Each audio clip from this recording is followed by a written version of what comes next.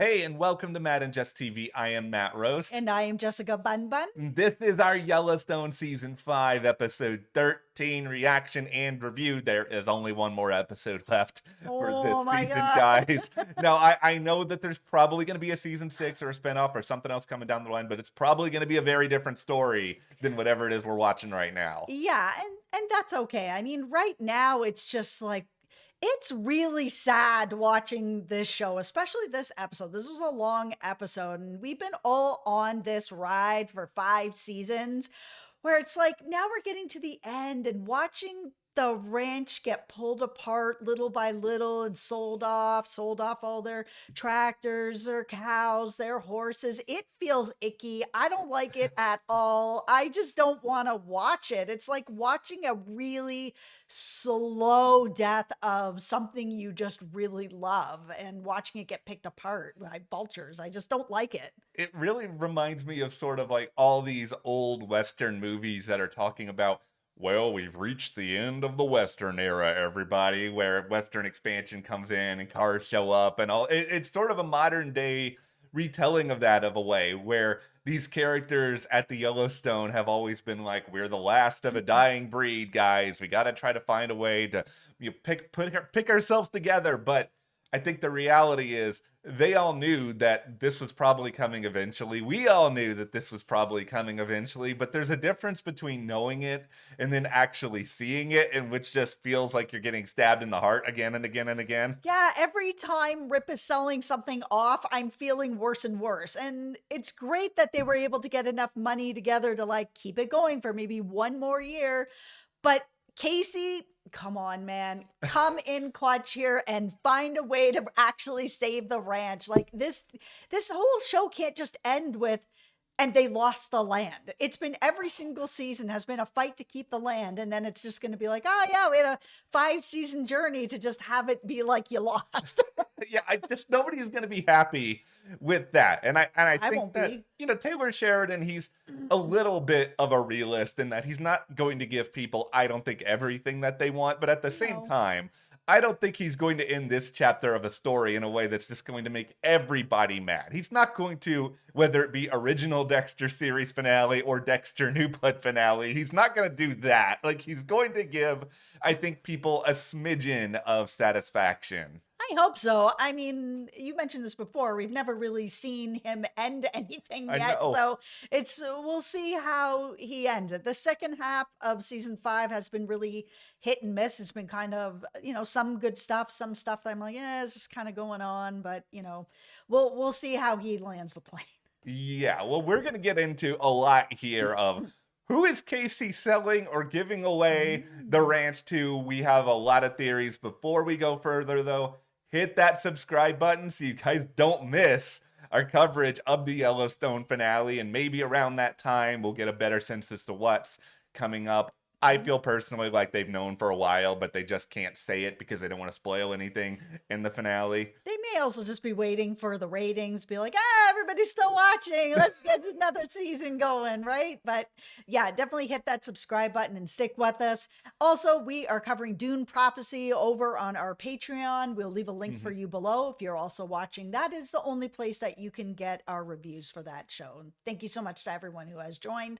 It does really help us here at the channel. Thank you, guys. We really, really appreciate that. Okay, who is Kayce selling the ranch to? You guys tell us in the comments. Here's my tinfoil hat theory. He is selling the ranch to Rainwater.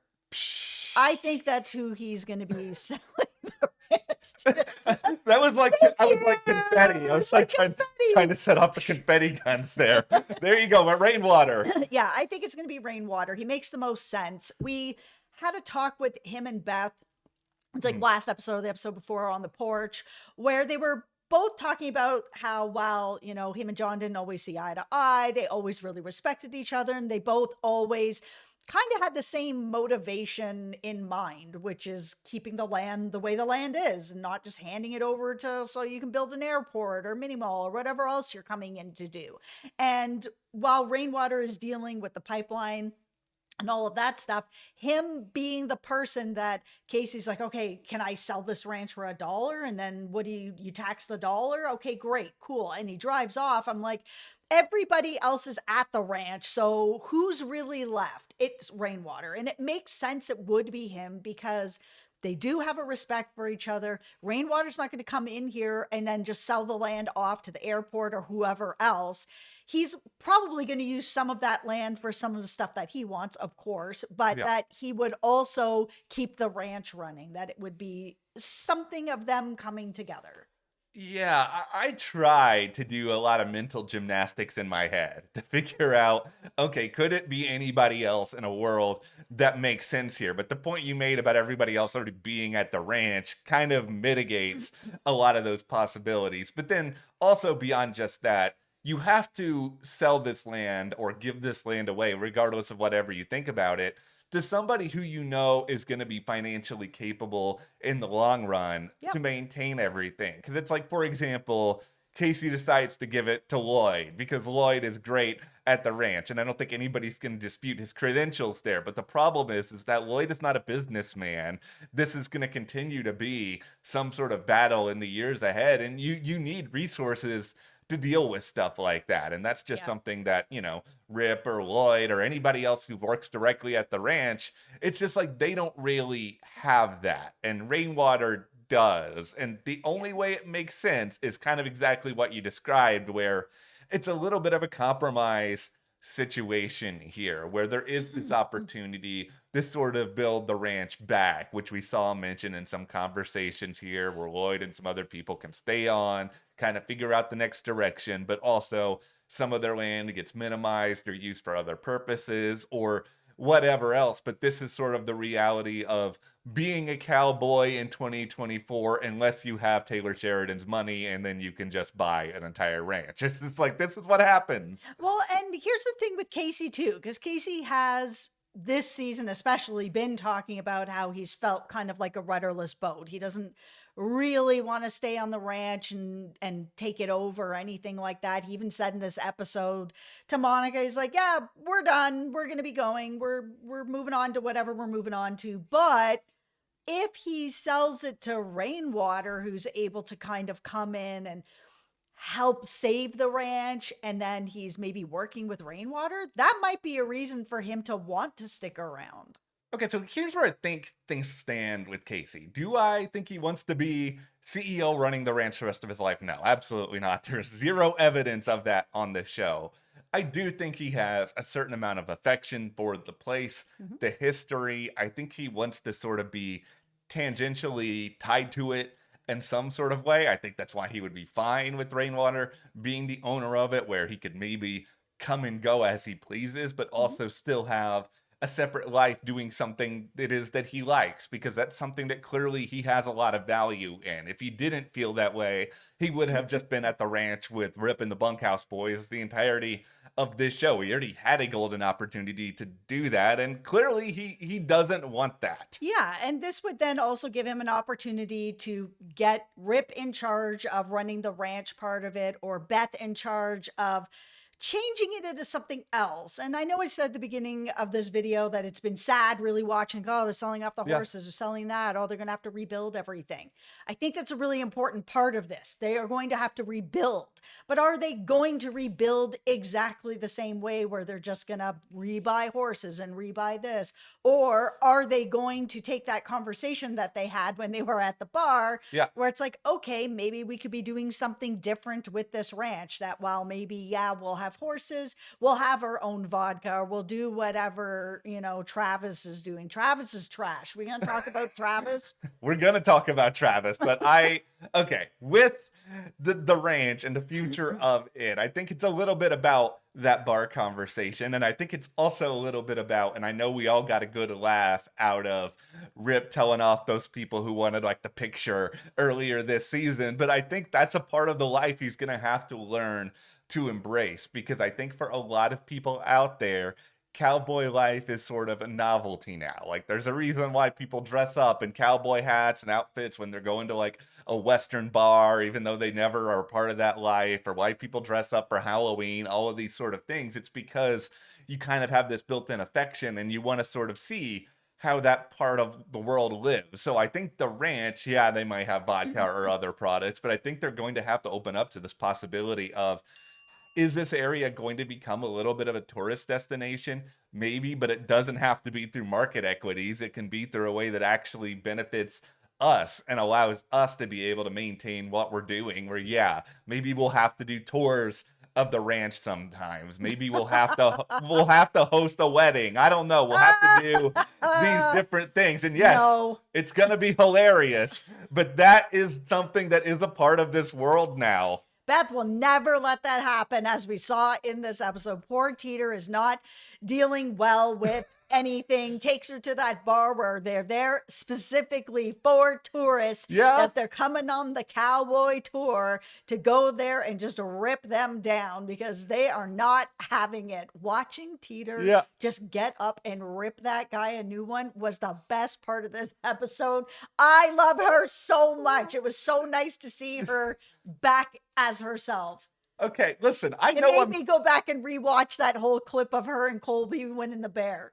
Okay, the bar was great. I loved it. I love Teeter. I would watch a Teeter spinoff any day of the week. I love the whole bar scene. I'm just speaking in a way that I know people in the comments are gonna be mad at me, but that's fine. It's just sometimes in life you have to do things you don't like. And if they want the ranch to continue, they have to realize what the benefit and the brand of it is. That's the word, brand. They have to turn it into a brand. So maybe while they may not do weddings or tours, they may have to do something else like a vodka or, selling steak or whatever they're going to be doing, of turning it into some sort of a brand. I think they're just going to have to do something that gives people a little bit of a taste of the cowboy life so that they can imagine that they themselves are up there, because it's art imitating life. There's a reason why Yellowstone has t-shirts at Walmart and Taylor's selling the spices. It's just like, this stuff is all out there in the world. Absolutely. If Jeffree Star can have a makeup and meat shop where he is selling his yak meat and makeup at the same time out in Montana, then they can do it too.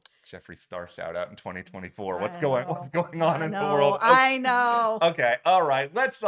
Since you mentioned it, let's just talk about how much Travis sucks here for a moment, because I have... All right, it's enough of the good stuff. It's time to drag somebody. Okay, but dragging Taylor in this is pretty easy because, there's a lot of questions that I have here, and I'm going to try to organize them in an interesting way. First of all, this is for maybe some of you commenters out there who have some experience in the ranching industry. Like I've said in past videos, I grew up occasionally around horses. I was not around them all the time. Right. So I never met anybody like Travis. Do people in Travis's profession really act like this? Because I find this completely unbelievable that this horse expert is going to be living I don't know what I would imagine Mick Jagger and Keith Richards were living 25 years ago, where it's just a rock star surrounded by women with pool parties. And I didn't buy any of this for a second. I had a really hard time buying into it, but me also too as well. I don't have any ranching experience. I don't know anybody who is at that level of owning a ranch, of what it's like. So I don't have any experience to know if the Travises out there exist. I assume that they do, but at the same time, I mean, Landman is on right now. It's also Taylor Sheridan. So there's the idea that's there's this older guy with all these younger ladies with their, clothes everywhere, and he's the only one not. I'm just okay, well, this just feels like Taylor Sheridan doesn't know how to write for women. I said it. Yeah, and women and teens, I said it. It's a consistent problem with almost every one of his shows other than Lioness, which I will defend Lioness to the grave, but all the other shows, there's just this ridiculous element to them that never quite makes any sense at all. And for this particular profession, it just doesn't make sense to me. And really, if I'm for some silly reason going to put on a tinfoil hat for what's going on with this scene, I really think it comes down to this. Taylor, for those who don't know, he grew up on ranches. That's why he knows so much about all of this. It felt like he really just wanted to show off how good he was on a horse. Yes, that's all it was. Yeah. He's just the Quentin Tarantino of ranches and westerns. He just wanted to show off how good he was on a horse. Yes. As I was watching, it was just like, Beth's like, oh, why are you with this old man? Yeah. You watch him on that horse. I'm like, is this what this is? Yes. Is this why this episode is like an hour and 20 minutes so we can watch Taylor Sheridan show off? We get it. Yeah, like you are good on a horse. I will give you Yes. that compliment, and you should be. You own a ranch. This is a part of your world. I understand all of this, but did the rest of the storyline around you have to be MTV Spring Break to 2005? It's just I don't understand the point of all of that other than just you want us all to know that Travis is an obnoxious dude who just, treats women badly like they're objects and all this other stuff, and, is treating Beth badly, though he eventually gives her what she wants. Yeah, he does. But I will say that as desperate as Beth is, she isn't that desperate. Like, I was quite surprised to see that she was, willing to put her boots in the pot. But when she was like, I'm going to put my dress in the pot, I know that Rip and Travis are friends. And she was like, oh, my husband's going to kill you, whatever. This is what their friendship is.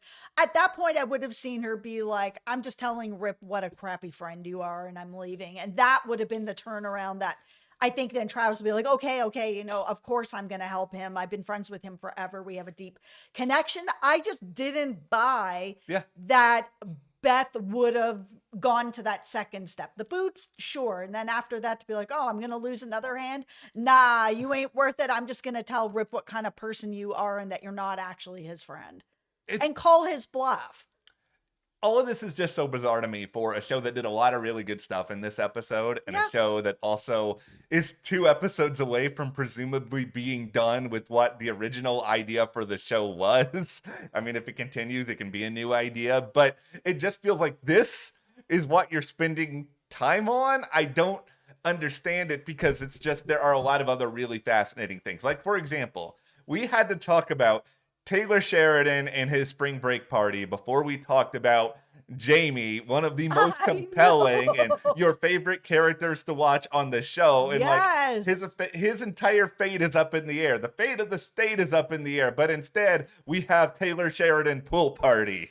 Yeah, Taylor. Oh my God. Okay, let's talk about Jamie. I don't need to talk about this pool party anymore. This is ridiculous. But the stuff with Jamie was so good. I mean, everything is now out in the news. He thinks that it's Beth that's done him dirty. We don't know for sure that it is. I don't think that it is. I think she was just kind of like partially taking credit, even though I don't think she really did any of this, because I think they would have shown us. Instead, we had seen before that the senator was telling, this other up and comer to be like, oh, you don't have an NDA anymore. You can do whatever you want. You can tell anybody anything you want. So, feel free to tell anybody anything, because now everything is on the news. It's like Jamie and Sarah were lovers, that they, Jamie stood to benefit from this development. Like, all of this is leaked out.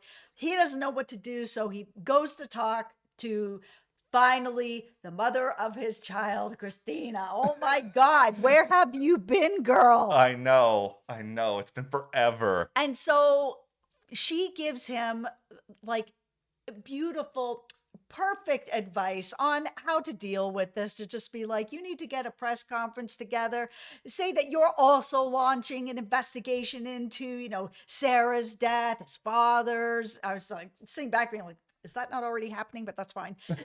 And then, steer into the crash, the fact that you did work with her and, but deny any affairs. And I was just like, she speaks so powerfully. I was just like, I wish you could just go and say that for Jamie, because Jamie is going to find a way to botch it.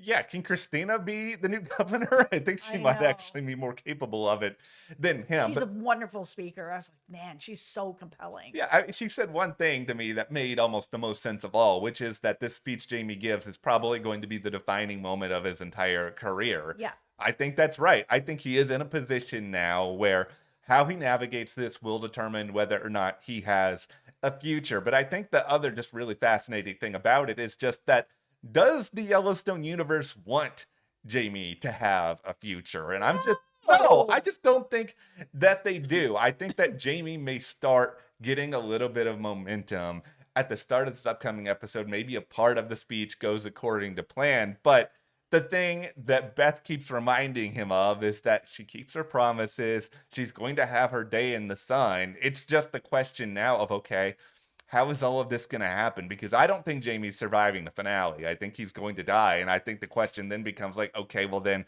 how is it going to happen? Because I don't think Beth is going to be so reckless that she just goes and kills him in broad daylight or anything. I think she absolutely would do something like that. She shouldn't, but Yeah. she isn't always thinking. I mean, she's going to go to his office and be hitting him in his face in front of everybody. I mean, I know it's not the same as murder, but it's not great either. She's, not allowed to do that either. But I think whether or not Jamie dies is going to depend on if the show already knew or had decided that there might be a next season. Because if they get rid of Jamie, they don't have a really compelling villain anymore, because they have brought villains in throughout time, Yeah. different villains that have come and go, and none of them have held a candle to Jamie and how Jamie is able to bring down his own family. And sometimes because he wants to, and sometimes because he's just being a coward. But there's nobody that does it quite like that. And the fact that he actually has all their secrets, like Beth's on Yeah. the phone being like, "Oh, I keep my promises. I have all your secrets." He's like, "I have all yours." Like, what are you talking about? Like, I can bring down the entire family. And that's what makes him so frightening. They can never bring in a villain that's as bad as he is. It's really that idea of mutually assured destruction Yes. where, he can take them down.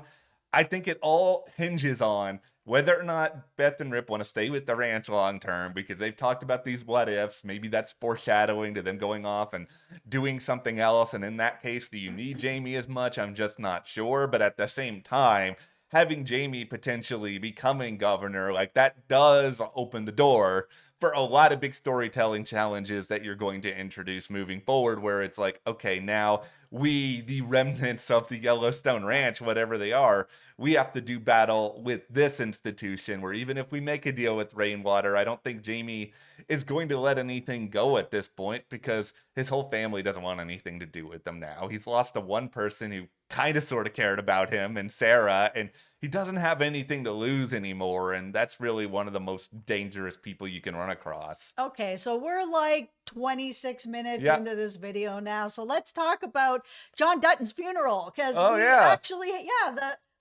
that's kind of That was there. shoved in there as well. It was felt very shoved in there, where it was like, oh yeah, we're gonna have this sort of funeral for John. We'll just tack Colby on in there in the end. I was really kind of surprised that it wasn't, I guess, just more meaningful and deeper than it was, and that it was just for John, that they could have had something different for Colby. It didn't, I don't know, it didn't land for me the way that I thought it was going to. I thought they were going to have some sort Yeah. of a funeral and have some sort of speeches, have some horses, a lot of the stuff that did happen, but it just didn't hit. It felt kind of shoved in there. It was bizarre because visually, yeah, there were a couple of cool shots, and it just felt empty in a weird way where It was backed up on an auction, well, right? that's the thing.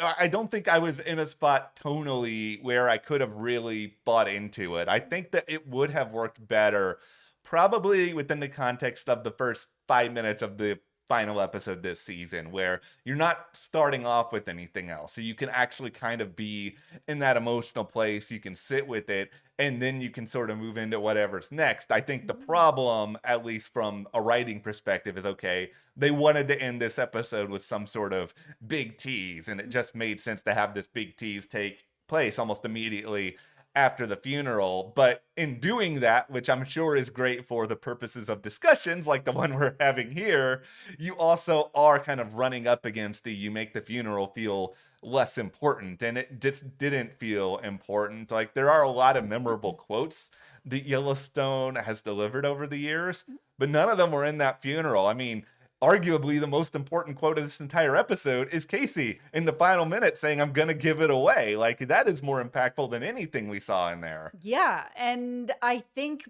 because they made it like this kind of double funeral, it Yeah. just kind of it took away from both men for me. I think both men deserve their own special goodbyes, that it didn't need to be like, oh, it's a big thing for John. Oh, also Colby over here as well. It didn't No, it did not miss me hit. with that. No. Okay, well, one last thing we should say here. Hmm. 1 second of terrible Tate in this episode dissing his father in the truck. We cannot do a video without talking about our hatred for the Tate did not have time to bash Monica in this episode because he only had 2 seconds and he had to bash his father. At least Monica was like, hey, don't talk to him like that, or something along like that. I'm like, finally, at least they're stepping up to be like, stop being like this. Yeah. Yeah, I can't with Tate. He is the absolute worst part of this show. Yeah. Taylor, do better by this actor. Like, Yeah. this actor can act, and you have a really good story for him that you just abandoned Yeah. to let him be like, get a room 3 Yeah. times and make this crappy, like, time of the month thing. And I understand that teenagers talk like that. Absolutely they do. And they are rude. But the parents typically are going to step in and be like, stop doing that. I said this in the last Yeah. video. My mom and dad don't even get along. And if I ever spoke to my mom like that, my dad would shoot me into the sun. There would be no question about it, and I would deserve it. Don't talk to your parents like that, kids. Okay. Because I know kids are watching this Yellowstone video with this old lady over here. Hey, what are you saying that you and this bald man here that we're like really appealing to young audiences? Right. No. Here's my suggestion: if you don't know how to write Tate, just send the character to Alaska. Nobody's gonna miss him at this point. That's fine. But all right, that's what we got here on Yellowstone season 5, episode 13. We will see where things go entering the finale, but hit that subscribe button so you don't miss any of our coverage of it, and you can support us further. Join our Patreon. That link is in the description below for exclusive video coverage of Dune Prophecy. Thank you guys. We'll see you here next time.